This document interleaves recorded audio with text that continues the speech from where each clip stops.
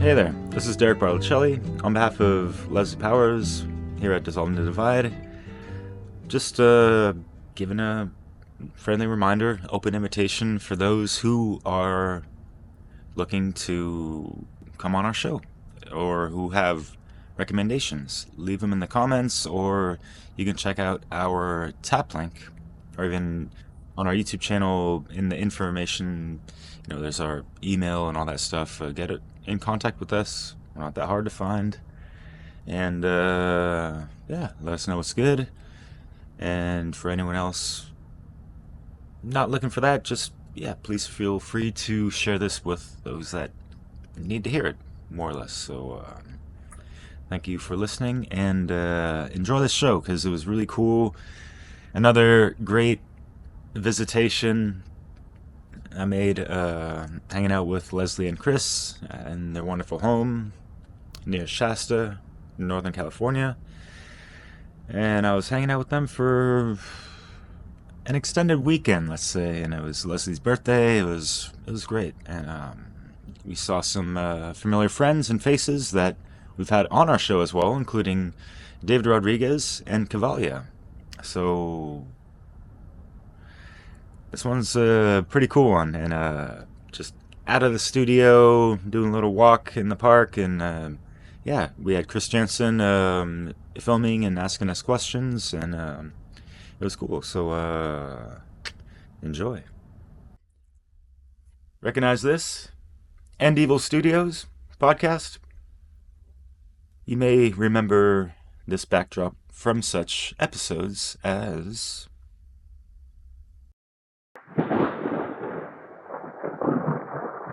Hello, friends. This is Chris Jantzen. Evil is the destruction of freedom.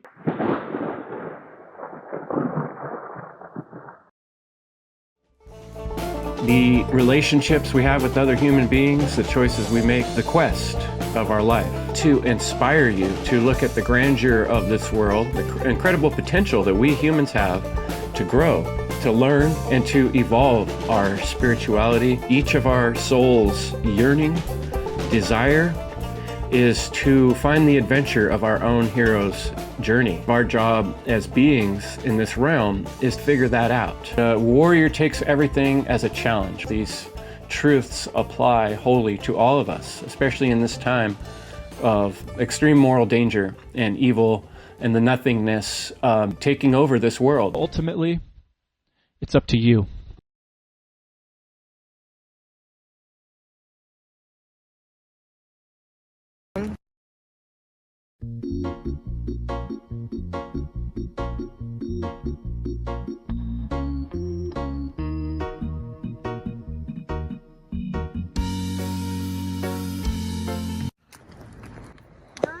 I got a question for you guys. Yeah. So how long have you been doing Dissolving the Divide podcast now? How long has it been? 2 years? Yeah. Okay, 2 years since the inception of the idea. And then our first, it wasn't that long. It didn't take us long to get the first one going. No. Right? We got plenty of folks in network and other content creators that we've already done, collaborations with. So Yeah, so we had to line up pretty fast. It was fun. What would you say in that time, in that 2 years time, what are some of the biggest, the whole concept of dissolving the divide is to find ways to kind of find the middle, between the middle ground, or what are some of those powerful things that have stuck in your head about that people you've interviewed in terms of actually dissolving the divide? It always seems to come back to the self-work, to the self. You have to understand your own psychology, understand yourself, and see where you are tipping the scales onto one side of a polarity or the other, and to learn what's pushing you or pulling you there, right? And to understand your own psychology, and then to see how that relates to what's going on in the world, and then get bigger and wider lenses, right, of every subject, to be able to see this dynamic of the push and pull and the two extreme poles, and where is the truth? Somewhere that generally isn't, it doesn't necessarily mean it's in the middle, but it has to do with natural law and freedom and self-ownership and, right? Yeah. I mean, ultimately, what do you say? Yeah, like you said, we've gone through this conclusion with so many guests already with, it goes back to the self and all these things and doing the inner work and being able to put yourself in check and not being so divided within yourself and polarized. Being able to, synthesize, and recognize, truth and lies and all that stuff. Yep. And then take it to the more macro cosmic level and see how these things are played out, between families, communities, coworkers, whatever, and then, just, with certain ethnic groups or whatever if you want, or, whatever movements are out there. There's so many isms and schisms and all that jazz, right? So, yeah. Yeah. And I think it's a lot about being open to having a dialogue with an open mind and, I guess, a willingness to learn and to hear another point of view, to hold back. And to suspend your belief system and what you already kind of know, and just to allow the intake of another person's opinion that might go against yours. Wow. Has that ever happened to anyone ever? Like happens all the time. All right, here's another question. Can you think of anything that it's kind of like changed your, I mean, obviously not totally changed your mind, but from the interviews you've done, can you think of any things that have changed your perspective or the way you see something? Yeah, totally. Dissolved maybe a divide you had in your own mind or something? I think it's really deepened my understanding of the world just talking to all our guests. Yeah. To each other. Such great guests. Yeah, like the tapestry of like how things are fitting together in the world, and the themes that are playing throughout all things are just evident, and it keeps expanding. It's really cool. Yeah, but in terms of specific content, I think, okay, the one we did with Indigo Angel on grid lines and stuff. That's a little bit out, there. right? Like, whoa, that's like hard to comprehend. Wow. And so it's like there have been some things that will take you a little bit out of your known reality, your known comfort zone, right? So she's a good example of that, but she's brilliant. And it's for me, it just like put together a lot of dots. It drew together some dots. I was able to see this cosmos in a clear way, as a system of correspondences. Yeah, and with like Rodney Goodwin, who we've had on for like 4 times now doing astrology. I mean, obviously, we're not the most read up on that, so we learn a lot through that, and also just the timing of these certain processions and solstice, equinox, right, we've done in the past. Yep. And then like one of the more memorable shows we've had was with Jake Jackson, and he's bringing forth blueprints of how we can really build this hermetically sealed society, as I like to say, or just a sovereign world, a way of being, and there's like things that he goes over that can just transition from the state of under governance and slavery and all that stuff to how it's in the end it's all people. So there's always going to be people occupying said position, and municipalities and infrastructure and all these things, right? So it can be done without the coercion of government taxation and all the other thievery and all that. And violence. I think new vision. I like those. Yes. I like I would thinking back to Nate Capps. It was one of our earlier ones where he's really a specialist in this sacred symbolism and Freemasonic thought, but I think in that one he was talking a lot about the hemispheres of the brain. Anyway, it's Earth really brain, deep, baby, and it number 3 is that, by the way. but he sort of was playing with these ideas in this talk we had on you know, the importance of our own polarized brain system, left and right hemispheres, and all the esoteric symbolisms. That one is a really good one to delve deep into, like the symbolic aspects of everything, and understanding natural law as a science. Yeah. And so, I mean, since it's about 2-year anniversary, it's awesome, right? Yeah. Things have like culminated of where I just see and hear people speak more of it. Maybe it's just, you know, that law of attraction where, you know, you're really into something and focused on something, having it on your mind all the time, it's going to pop up more and more. Kind of like if you bought a car and you'd see that model more often or whatever, right? So I don't want to put that, you know, confirmation bias in there, like, oh, we're making an impact and stuff. But I think we're little by little getting to be recognized as being podcasters and having this kind of cool concept and a really interesting way of having conversations with people. Yeah, and I guess my context was also kind of just breezing over YouTube and Odyssey, BitChute, and other content creators and what they're making. And that,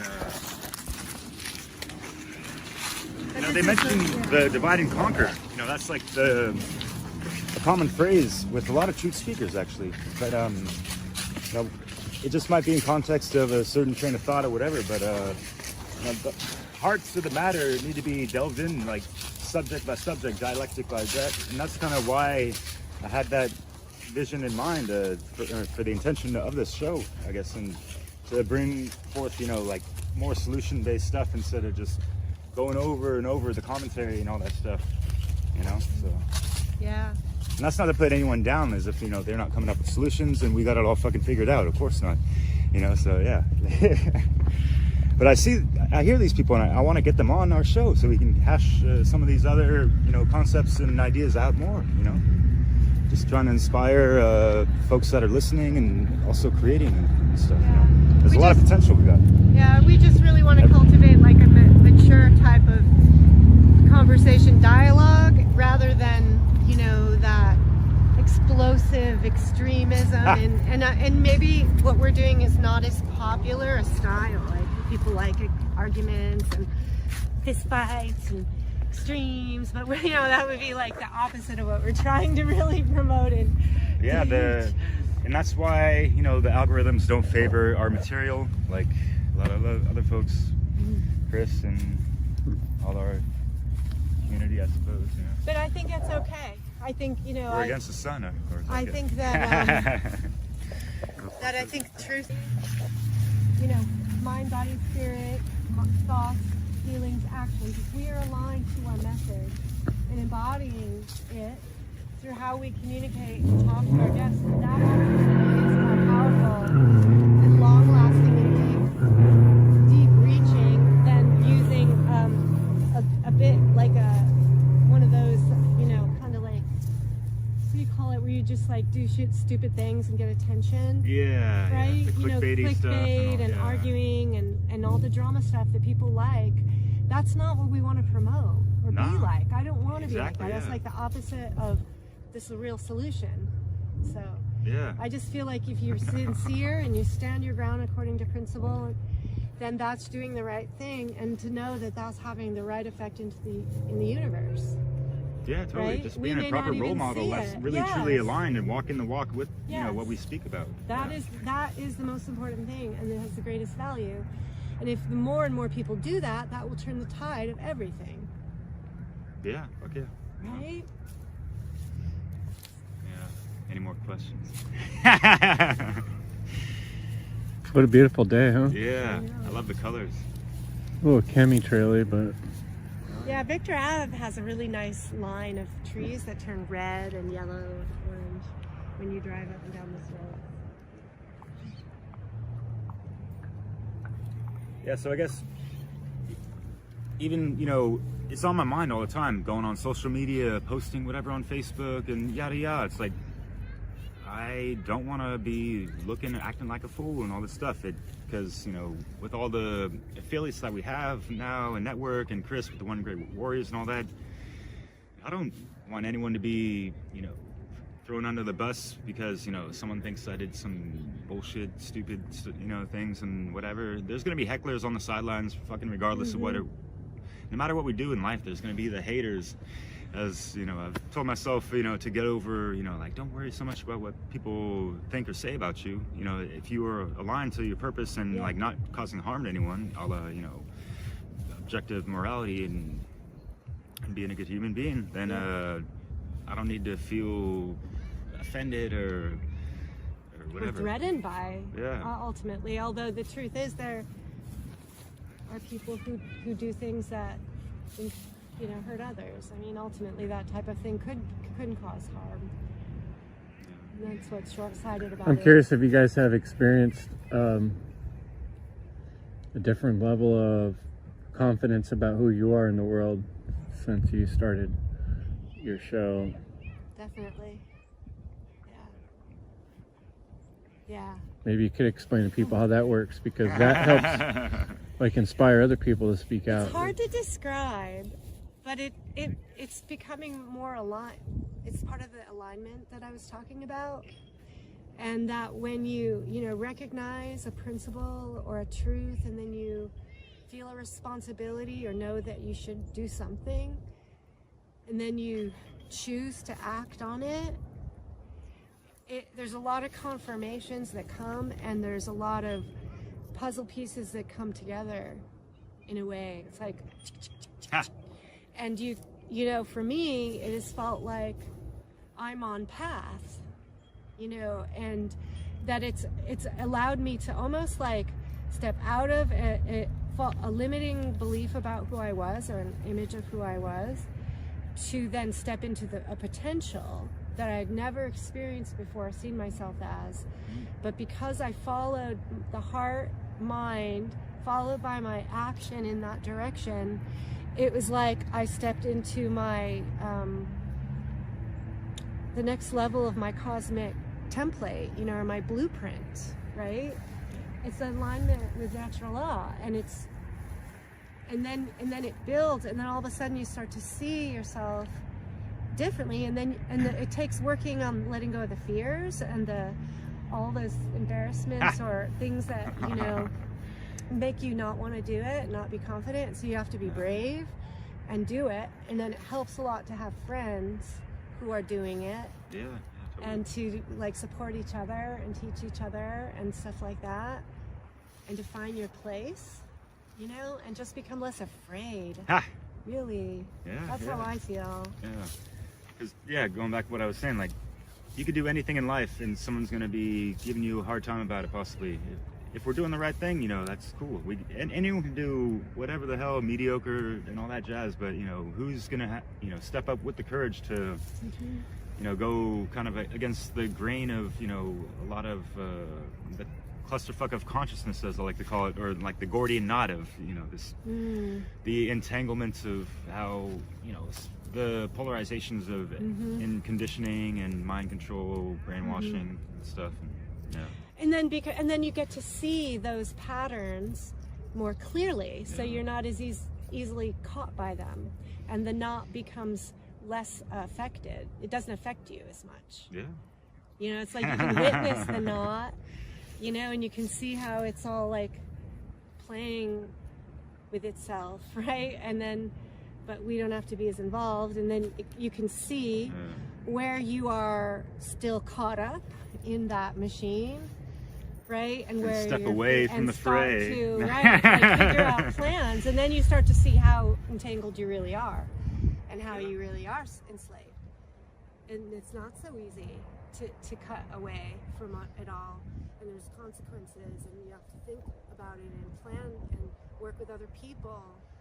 And it takes, I think, a higher level of cooperation and emotional intelligence and self-control and discipline and care like humanity's probably ever demonstrated before.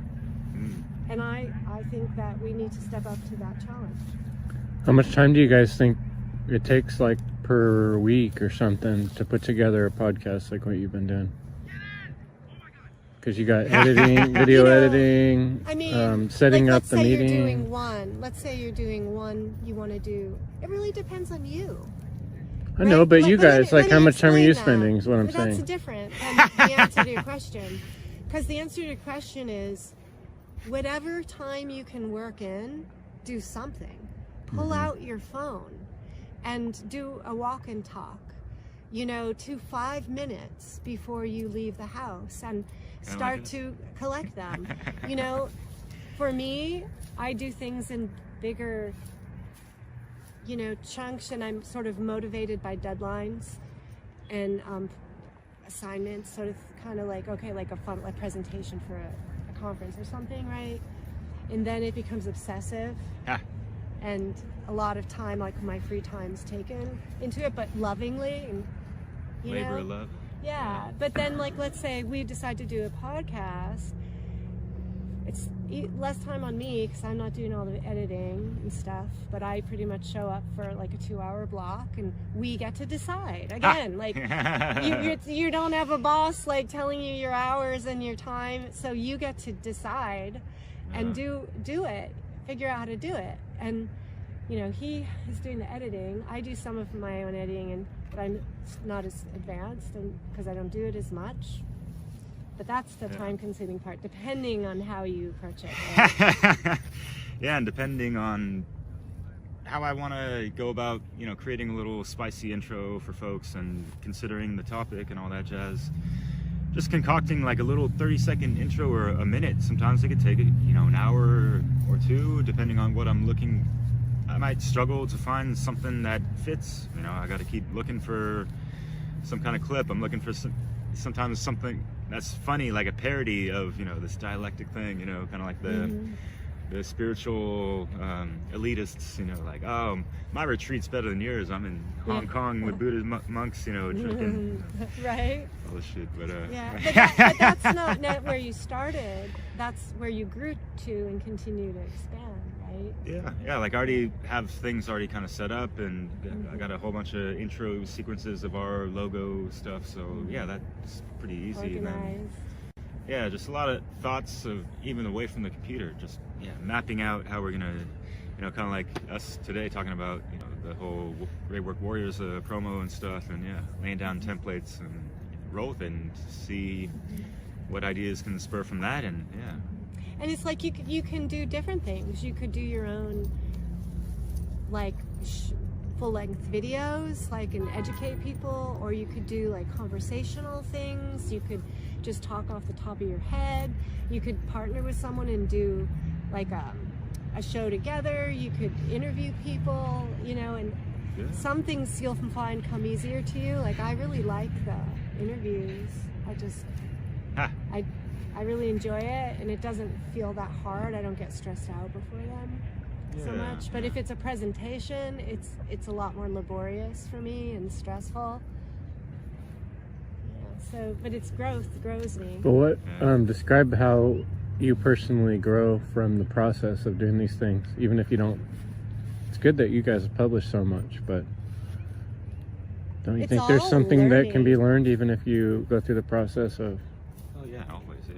I mean, we were just talking about how we were just learning about how to, you know, make a different type of photo style, and it's like learning as we go along, and you know, from all the hours I put in doing, you know, the video edits and all that stuff, I'm learning as I go as well. I don't even consider myself a pro, even though I've been doing it for like 12 years. I don't know, maybe it's because I don't have a professional job making money from that stuff, you know, but whatever. And but obviously they're more polished, and they can map out every single program or, you know, and have option on whatever, you know, different movie. technologies that you might not be able to afford, right? And I'm learning a lot about our guests because, you know, I really want to showcase their works a little bit, or just their website and stuff, throw that, you know, part of the outro, introduction and stuff. And it's really impressive, just, you know, the amount of people we've had that have like great bodies of works, and websites that some of them, you know, a lot of them actually provide services, you know. So we definitely encourage people to check their works out, and that's also why on our tap link for Dissolving the Divide, at the bottom we have our list of all the guests where, you know, you can go check out their works directly there. And another way that I think there's a lot of self-growth is just in facing the fears. and the anxiety of doing it, because anytime you do something that's new or hard, it grows you. It's expands you. And then you also learn by teaching something and repeating something, you get to understand it at deeper and deeper levels. So the more that we have different conversations with different people in different ways, and the more that I take the chance of speaking out something, then the more I understand, and the concepts become more deeply embedded in my knowing, I guess, experience. Yeah, getting familiar with the unknown, are we? Yeah, Making the darkness conscious? Exactly. Perhaps? Yeah, bringing the spirit and material together, you know? It is. Learning can be fun, and I feel like I've learned so much more cool stuff that applies to life in glorious ways outside of, you know, school and education systems, right? You know, they don't even have like the Kabbalion as one of the. Imagine, you know, generations of kids having to do book reports on that and understand it and experience the trivium. For the next half year, we're gonna work on using the trivium. Yeah. Hey, do me a favor, guys. Can you guys both smile? How about like a little? Yeah. Yeah. Cool.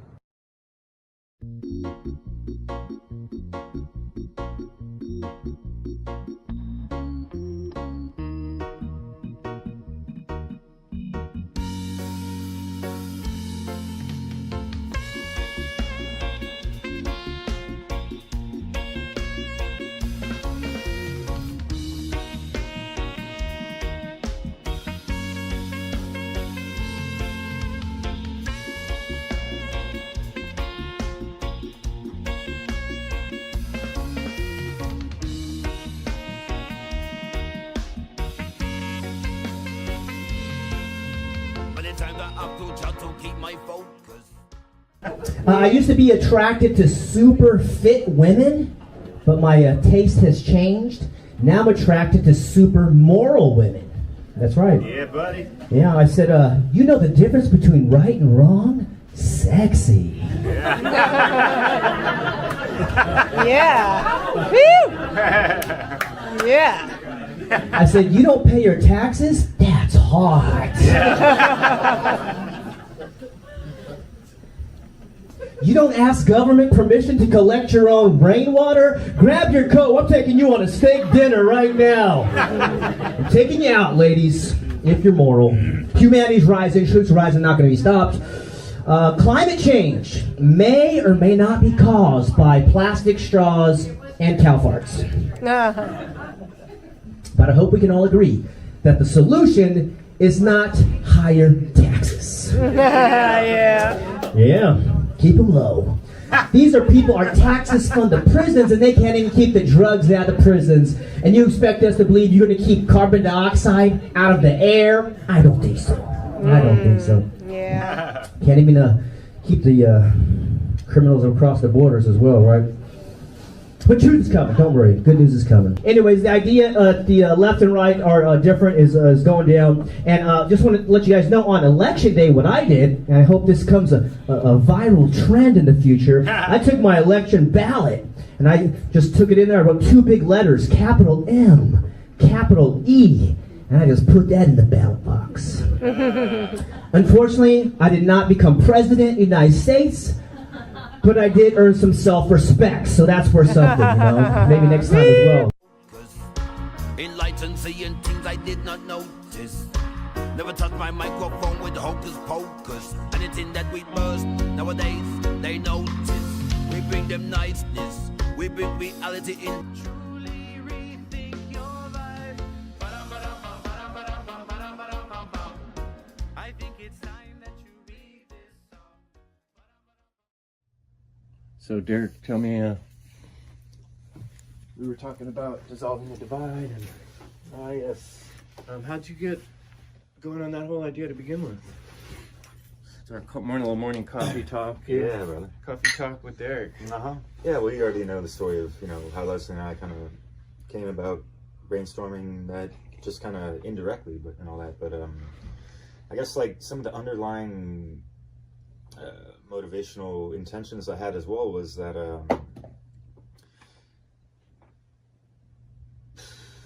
geez, like since the dawning of the Rona, and even a little bit before then, my mother has been kind of trolling some of the stuff that I would post on Facebook and this and that, and we'd get into kind of abrasive arguments, and it just wasn't good. And even when I was back visiting before she passed away, we had just a lot of indifferences on a lot of stuff, and I was finding myself lacking proper communication skills and maybe some temperance behind it as well. And you know, I was able to correct some things and reconcile with her, but yeah, I was thinking like, damn, I mean, I wonder how many households deal with this kind of stuff, and like what kind of conversations can we have as an alternative to the same wheel turning and just like, you know, fumes burning, and you know, people's frustrations and just the misconceptions, or a lot of it, people assume things, and especially if they're watching TV and they have an idea of what someone that looks up conspiratorial stuff, what they're going to be acting like, thinking like, and talking about. And the television programming wants to lump us into one single fucking category, like we're a bunch of anti-vaxxing and flat earther retards and all this stuff. And like sometimes they just put the foot down and like flip them on, like, no, like you don't even know your son as much as you could. You don't ask just like these Socratic questions that we would talk about with the One Great Work Warriors and stuff. So I noticed I was kind of getting triggered from her, like projections and assumptions onto me, just regarding like some things that were just common sense, some things that, you know, there's different degrees of all this programming and the lies fused with little bits of truth with the mainstream, you know. So yeah, I had that in mind, and you know, I wanted my mom to eventually, you know, watch some of those and all that. But yeah, we back in, I can't remember which year it was, I remember I wrote a little article called "Avoid the Snake Pits," and it was because like Thanksgiving was coming up, and I'd previously just had a couple times where we had a family event, and you know, it's like we're all sitting around a restaurant table or whatever, and somebody brings something up, one of those hot button items, and there's been times when I've kind of put my foot in my mouth to an extent, because if you start talking about anything that's in the field of conspiratorial, you're usually looking at like a big picture kind of like dynamic that's not easy to define in a few words. And if you accidentally say something, you make some kind of conclusion, whether it's, oh, the chemtrails, or oh, the president's rigged, or whatever. The people, general audience of who might be your family or friends, someone in that group is almost bound to have like an emotional type reaction and want to either shut you down or quickly change the subject or embarrass you, so that what you're saying is not legitimized in any way, because it sort of threatens their well-being and their sense of comfort. And people don't like someone talking about scary things that they think are ridiculous, because it rocks the boat. So challenging what they think they know already and their predisposed belief system. Well, you said it: assumptions, preconceptions. Like imagination would be a great thing, but not when our imagination is being molded by other people's storylines, is what we got going on here. And then you get comfortable with those storylines, and then it creates these snake pits where someone like you or I could accidentally just say the wrong word at a gathering or a social event, and we're all of a sudden instantly ostracized, or the person who doesn't want to have that discussion sort of ostracizes themselves, and and then it just creates this divide. And it's all based on, like you're saying, imaginary things, trigger words. And then even in the freedom community, I think that's the thing I heard Leslie talking about, where she just notices there's these certain little hot button items that come through the mill of social media, and everybody's getting really reactive about them. And it's like 9 times out of 10, those things are not really the deciding factors that we're working towards solutions that are really going to make the difference of working in that light direction. Anyway, I'm going on too deep, but I was just really sympathizing with. But those snake pits are deep, man. So yeah, the snake pits is a good way to describe it. It's on the one hand, you want to teach people things and you want to bring up topics, But in the wrong scenario, we don't have time to fully explain it. It's a snake pit, because all it does is bring up a bunch of emotions, and then you don't have time to resolve it or explain what you meant. Yeah, and we see this being played out on social media, and I mentioned this in previous, shows, even with you and on Dissolving the Divide, of just how, people get triggered too easily. They have, less of a buffer zone, being able to speak to someone that's not even in the room, so, there's less discrepancy or whatever, and you can see how people's discipline ain't always there, just being cordial and, like, considerate to other people. I mean, like, I'm not trying to win a fucking argument. I'm just trying not to have both parties, like, just blow off, like, oh yeah, I'm kind of sick of hearing, like, the whole, sorry, I don't say sick because I don't manifest that through my disgust, but you know what I mean. Like, frustrated. Yeah, and just tired of hearing it. Like, okay, we'll just agree to disagree and be on our merry way, while there's still, like, this little tension that is still kind of there, right? And people take inventory of these stuff, and it could get triggered later on. And what you mentioned earlier reminded me of like emotional-based mind control that Mark Passio talks about. And those heartstrings get pulled hella easily, and that's part of the programming. And so that's why these hot button topics, they get triggered, and the knee-jerk reactions might catch you in the chin or whatever, like.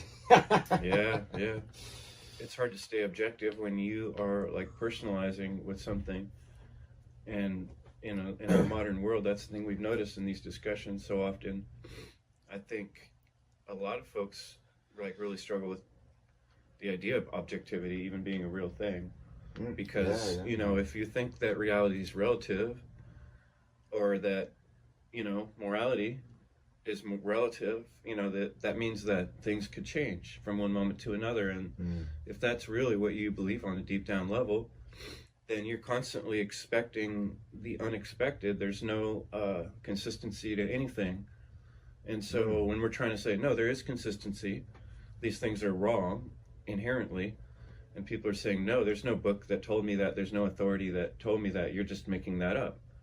Because we're all conditioned to only accept something as being the ultimate truth if it's, like, well researched, and there's some official authority entity that we can look to, and they can offer us their stamp of authenticity. But being able to do that deep down on a personal level is pretty hard if you don't really trust your own judgment. And what is that based on? A reality that's totally in flux, that anything can happen, and there's no necessarily right or wrong depending on whether humans decided that way. Well, if you're living with people that have a completely different paradigm of what reality is made of, that creates all these snake pits.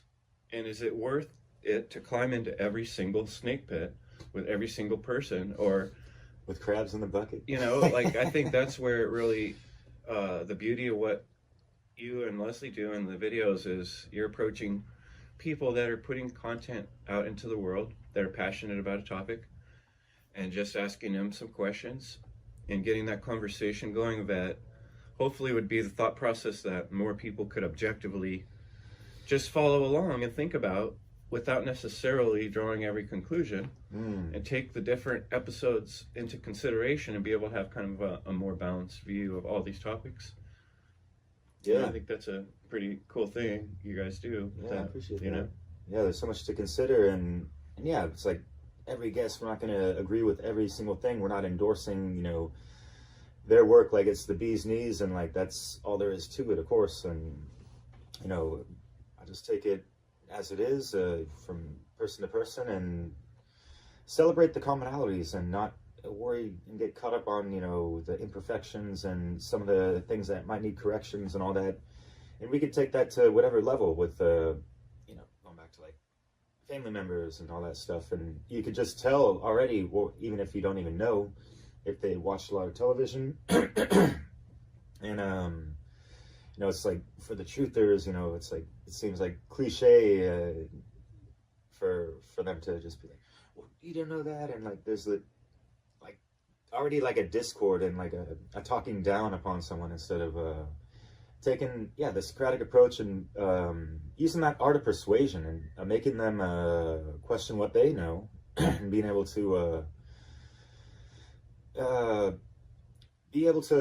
speak about what you know and not be so attached to it, and try to speak through that objective lens, like you're saying. And that's something that I learned quite recently, because I've, just having the show and trying to be on top of things and really understanding the Hermetica even more, and things like polarity, because we talk about the polarizations of things so much.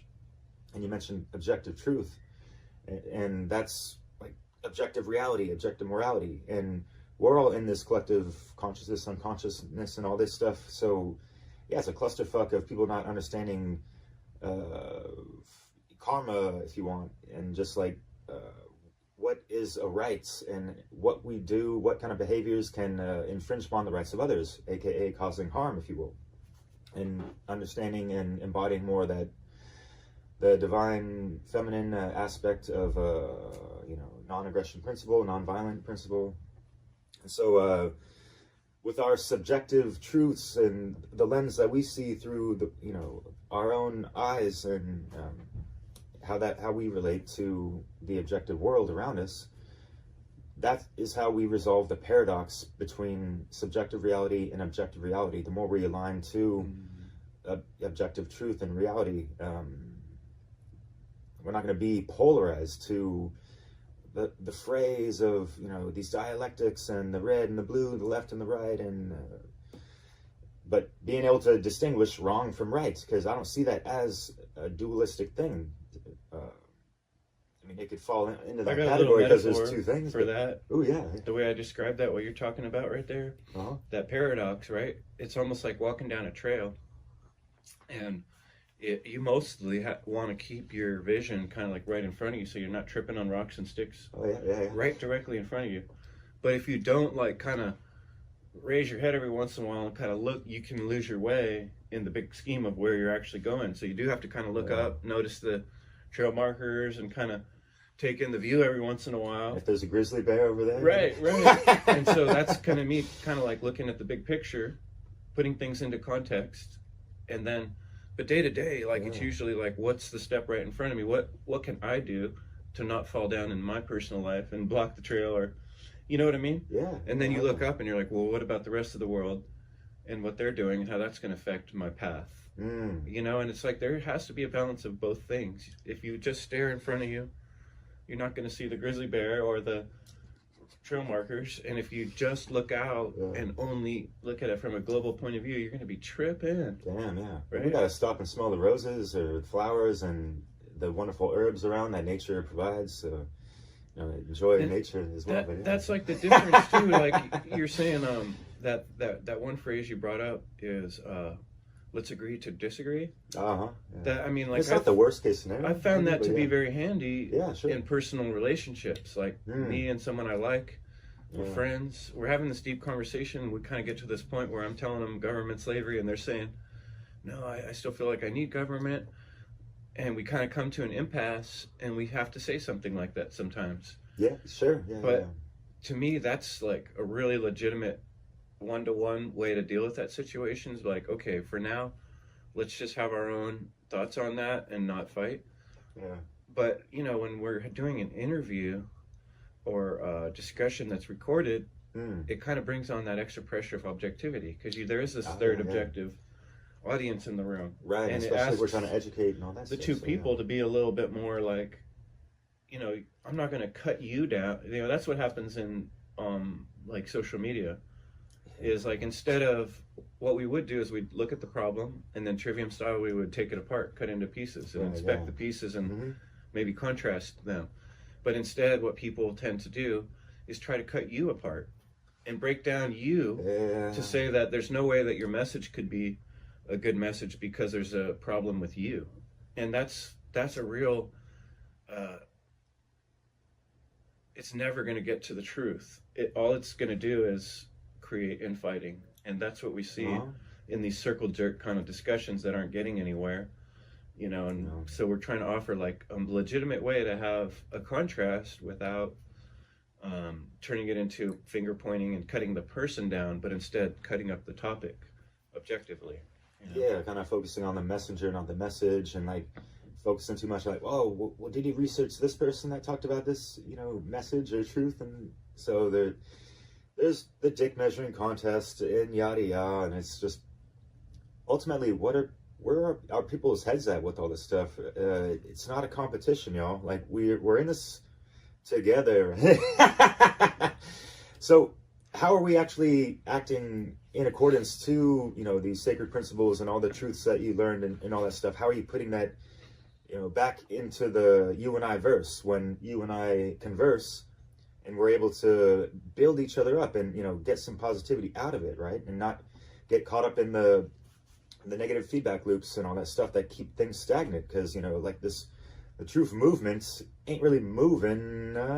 Where's it going type of thing, like seems to be all over the map, and people are still hung up on and care so much about what other people eat and all these things. And it's like that that need to police others. I keep noticing within these different groups, like people want to come out and like call out other people and say, oh, you shouldn't be talking because you're, it's like, wow, that's really going to be a slow way for us to progress, as if it is a movement. Can you imagine if the evildoers did that constantly?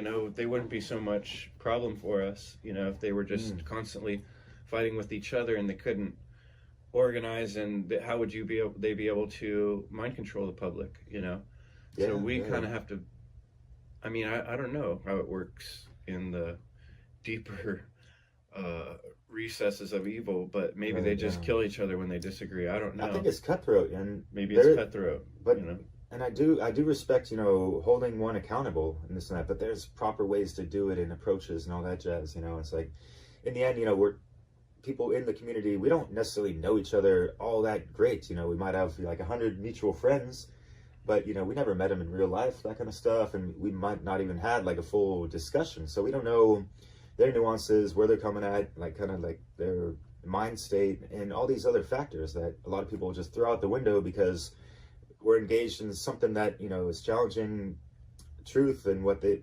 that whole cycle, right? Things to consider. Cyclical. So what's the takeaway, I guess? It's the takeaway is we gotta keep on this humble path. We learn things every day. We can grow and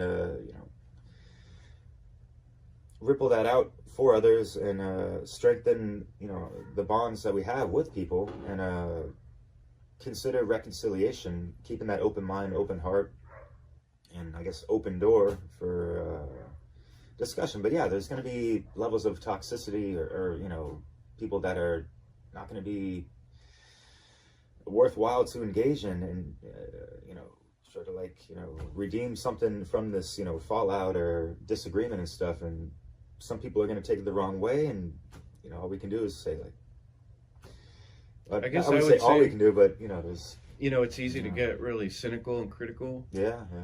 And like, especially, a lot of us have studied Mark Passia's work. He can be very critical and cynical, and that I see that kind of attitude pervasive in a lot of people, and I understand why I have it in myself, because sometimes it feels like we're totally outnumbered with people in the world that just don't seem to really care about the things that we see as so important. And so a lot of the battle of being a truth speaker is not letting that, for me, not letting that control the narrative of what I'm trying to do. What I'm trying to do specifically is encourage people to go down that path of thinking things out, of asking all the difficult questions, and which takes bravery and courage and a willpower and initiative. And it's a lot to ask of anyone because it's a scary path. But it's what I am encouraging people to do, because there's a lot of gain in that path as a human being, as where you sit with your soul in this world. But you can't force anyone down that path, otherwise you're just as bad as the evildoers, trying to coerce people and bend their arm and saying, oh, this is what how you should live, this is how you should eat. Like know, forcing a horse to drink water, man? What the Right. hell? Yeah. And then the horses are all drunk and stuff and confused, stumbling around. Galloping in the wrong directions. Uh. You could take a horse to water, you know.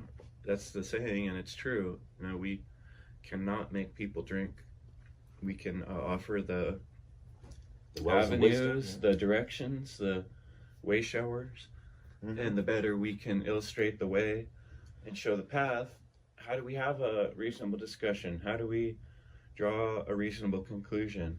How do we think things out in a way that's logical and yet intuitive, you know? Yeah, totally. And we just got to keep on persevering like that chat we had with the Warriors. But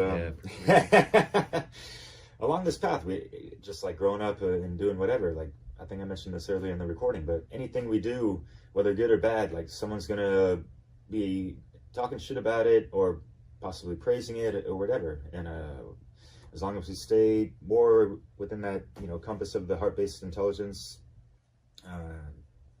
that's really aligned to, you know, these core universal principles, the easier it's gonna be for us. And if we really refine that and be able to, you know, portray it to others, it'll be less abrasive, I suppose.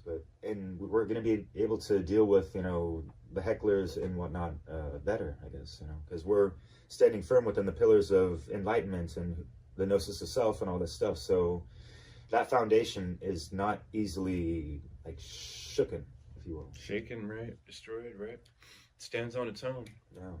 I think your work stands on its own, and glad we've got it out there. Yeah. Thanks, man. Yeah, thanks.